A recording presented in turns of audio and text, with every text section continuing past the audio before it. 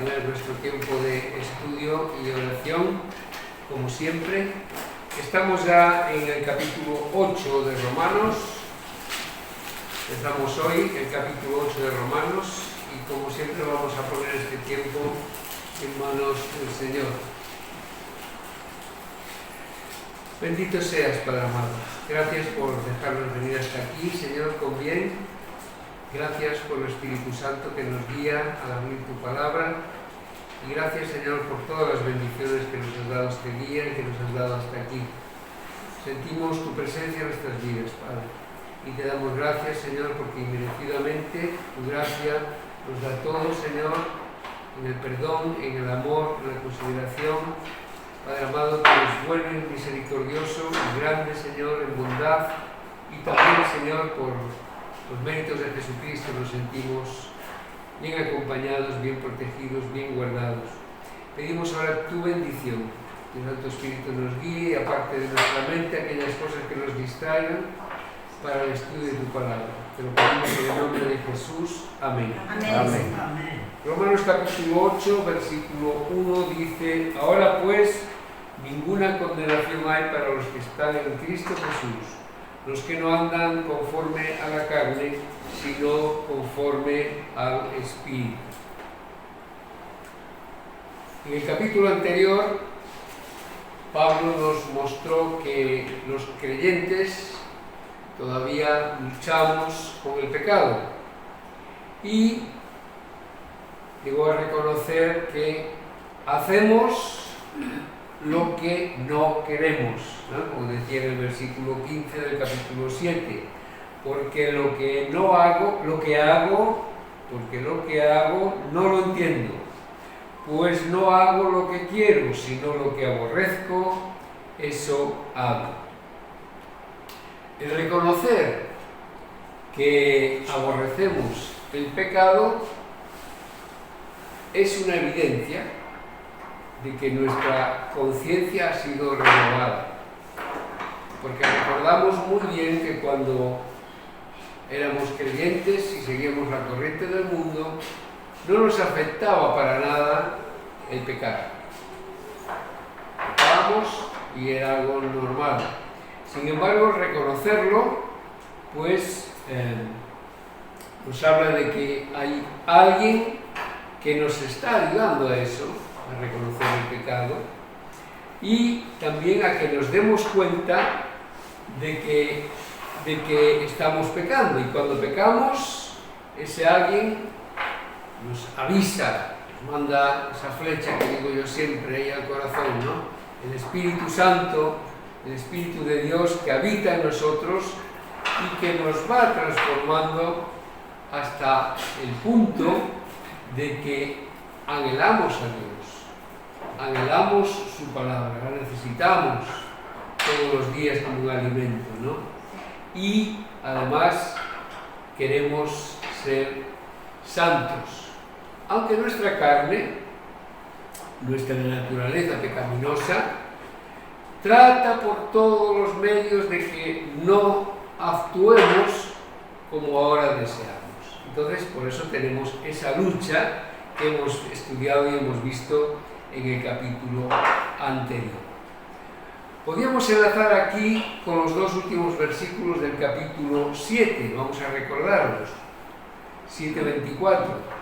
Miserable de mí, ¿quién me librará de este cuerpo de muerte? Gracias doy a Dios por Jesucristo, Señor nuestro.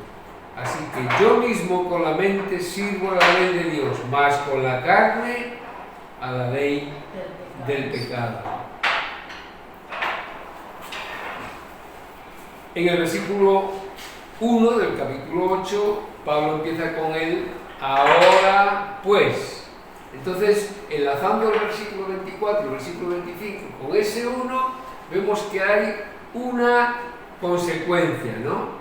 Una consecuencia de lo que Pablo reconoce en esos versículos cuando dice: ahora pues, ya que puedo dar gracias a Dios por Jesucristo, Señor nuestro, con la mente sirvo a la ley de Dios, con la carne a la ley del pecado, pero ahora pues hay una consecuencia de todo esto, ¿no? en el versículo 24, Pablo había gritado, ¿no?, como angustiado. Y muchas veces asociamos esas palabras a nuestra propia vida y las cogemos, ¿no? Y cuando fallamos, especialmente, o si pecamos, miserable de mí, ¿no? Parece que como que no tuviéramos solución, ¿no? ¿Quién me librará de este cuerpo de muerte? Y aquí estamos reconociendo la fuerza que tiene el pecado. La fuerza que tiene, de manera que enseguida nos damos cuenta de que hay algo más ahí, hay algo que está poniendo obstáculos. Pero la respuesta victoriosa le viene inspirada por el propio Espíritu Santo, ese versículo 25. Gracias doy a Dios por Jesucristo, Señor nuestro. Porque es por medio de Jesucristo, nuestro Señor, que nos vamos a ver libres. Es por medio de Él, es por medio de su obra, que somos libres de tener que pagar el castigo que merecíamos por el pecado. Así que ahora pues, por consiguiente, puedo decir alto y claro, ahora ninguna condenación pesa sobre los que están en Cristo Jesús. Estamos libres de cualquier deuda o castigo. Nadie puede presentar ningún cargo en nuestra contra. Aún esos pecados que odiamos, de los que habla en el capítulo 7, Cristo ha pagado todo por nosotros en el Calvario. Amén. Amén. Y eso es una certeza y una realidad que está ahí, ¿no? Y esto es una verdad fundamental que Pablo ya viene repitiendo a lo largo de toda la carta, desde el principio de lo que venimos estudiando. Recuerdo 3 versículos o 4. En el capítulo 1 y versículo 16 ya Pablo anunciaba: porque no me avergüenzo del Evangelio. ¿Por qué? Porque es poder de Dios para salvación a todo aquel que cree, al judío primeramente y también al griego. Un poquito más adelante, en el capítulo 3 y versículo 24, anunciaba que siendo justificados, hechos justos, gratuitamente por su gracia, mediante la redención que es en Cristo Jesús. No se cansa Pablo de recordarlo, no se cansa Pablo de poner a Jesucristo en el pedestal que le corresponde. Y en el capítulo 5, pues 2 textos bien conocidos, ¿no? 5:1, justificados pues por la fe, tenemos paz para con Dios, ¿por medio de quién? De nuestro Señor Jesucristo, por quien también tenemos entrada por la fe a esta gracia en la cual estamos firmes y nos gloriamos en la esperanza de la gloria de Dios. Y esto es maravilloso, saber que Dios no tiene nada contra nosotros. Estamos en paz. En el griego original, la frase ninguna condenación se acentúa en forma enfática, que quiere decir que tiene la forma intensificada, que elimina cualquier posibilidad de condenación. Es rotunda la afirmación, ¿no? O sea, podemos afirmar que la condenación no existe para los creyentes, no existe para nosotros.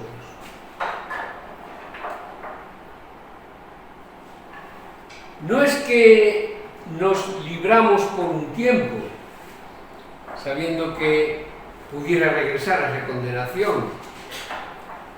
No existe para el creyente que el cristiano solo es libre de condenación de forma temporal. No existe eso, no es temporal. Tal vez solo a nuestro pasado, o como mucho a nuestro pasado y nuestro presente, porque hay cristianos que lo piensan. Hay algunos cristianos que piensan que confiesan sus pecados y luego viven una vida de obediencia y son perdonados. y en ese momento no están condenados. Os suena, ¿no? Pero que si vuelven a pecar, volverían a estar bajo condenación hasta que vuelvan a confesar su pecado y se arrepientan. En algunas religiones pues enseñan estas cosas, ¿no? Pero esto no encaja con lo que Pablo dice aquí. La responsabilidad penal de todos nuestros pecados, pasados, presentes y futuros, ha sido extinguida plenamente por Cristo en la cruz. Por tanto, no queda ya nada que pagar para el que se acoge por fe a la obra salvadora del Señor. En las cartas de Pablo repite mucho esta doctrina porque es fundamental, es básica, es importante. Vamos a ver un versículo en la segunda carta a los Corintios, capítulo 5, versículo 21. ¿Puedes leer, José, en alto? Segunda Corintios 5, 21. Por esa Biblia lo leo. 5:21. Al que no conoció pecado, por nosotros lo hizo pecado, para que nosotros fuésemos hechos justicia de Dios en él. ¿De quién está hablando? Jesús. Nuestro Señor Jesucristo. Muchas gracias. Es que el sacrificio sustitutorio de Jesús cancela todo el pecado. Al creyente se lo ha perdonado. Epístola a los Colosenses.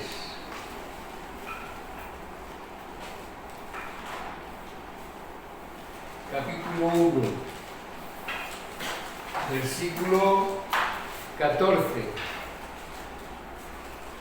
Está hablando también del Señor Jesucristo y dice ese versículo, Marina, ¿lo puedes leer en alto? En quien tenemos redención por su sangre, el perdón de pecados. Ahí está, volviendo a insistir, ¿no? En el mismo capítulo, en la misma carta, en el capítulo 2, puedes leernos el 13.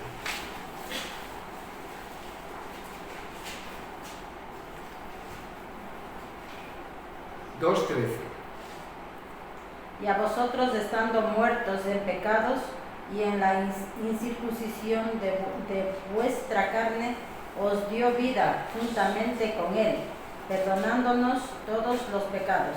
Perdonándonos todos los pecados. Están perdonados, no hay duda.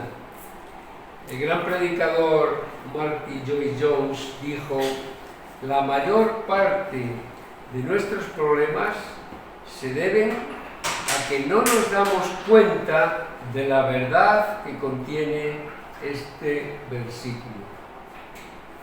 Y aquí surge una pregunta: ¿qué pasa si se nos olvida que ya no hay ninguna condenación? Porque según Lloyd-Jones dice que muchas veces no nos damos cuenta de lo que está diciendo este versículo, ¿no? Os dio vida juntamente con él, perdonándoos todos los pecados.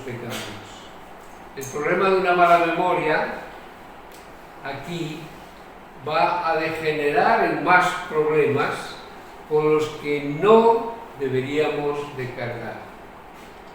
No deberíamos de cargarnos con problemas que no existen, porque contundentemente la palabra bombardea y nos dice muy claro que se nos ha perdonado todos los pecados.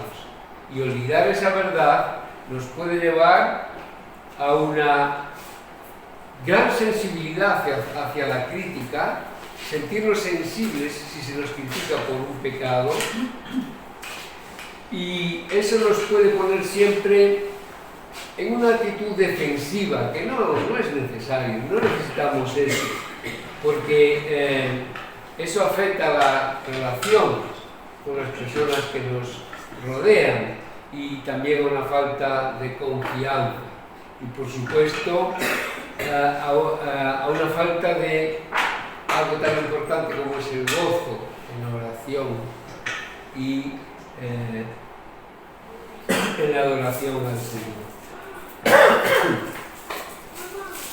Olvidar esta verdad va a afectar a nuestra motivación para llevar una vida santa, porque para poder llevar a cabo la vida de santificación es necesaria la victoria sobre el poder del pecado, ¿no? A veces se les llama a esas personas que no están seguras del perdón del Señor, que no están seguros de que sus pecados han sido perdonados completamente, pues son como creyentes, se les dicen jorobados, porque van con una carga que no tiene necesidad de llevarla, porque el Señor dice que han sido perdonados y han sido perdonados.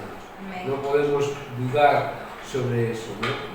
Como dice el versículo 1, esta victoria solo es posible en Cristo Jesús.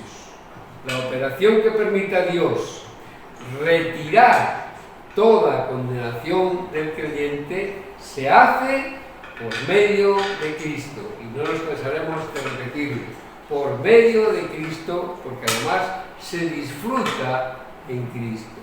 No solo estamos libres de condenación, sino que somos introducidos en una zona de victoria para la vida de santificación. A partir de aquí, en este capítulo 8, vamos a ver que el poder del pecado quedará controlado en los que se dejen conducir por el Espíritu de Dios. Por eso muchas Biblias, como esta, se titula este capítulo Viviendo en el Espíritu. Y vamos a ver la diferencia entre vivir en el Espíritu y vivir en la carne. El verdadero creyente tiene al Espíritu de Dios en su interior. Versículo 9 del capítulo 2 de Romanos. Capítulo 2 de Romanos, versículo 9.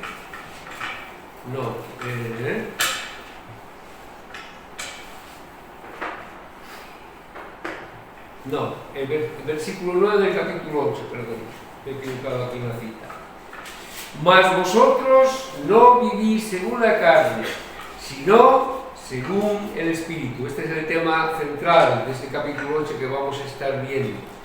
Si es que el Espíritu de Dios mora en vosotros, ¿no? Porque no es lo mismo decir soy creyente que serlo realmente. Y si alguno no tiene el Espíritu de Cristo, claramente no es de él. Así que los que se someten a la voluntad de Dios son los que andan en el Espíritu. Y esos son los que verdaderamente agradan a Dios. Pero eso lo iremos viendo, Dios mediante, en los siguientes estudios que nos introducimos en este importante capítulo 8 de la Epístola a los Romanos.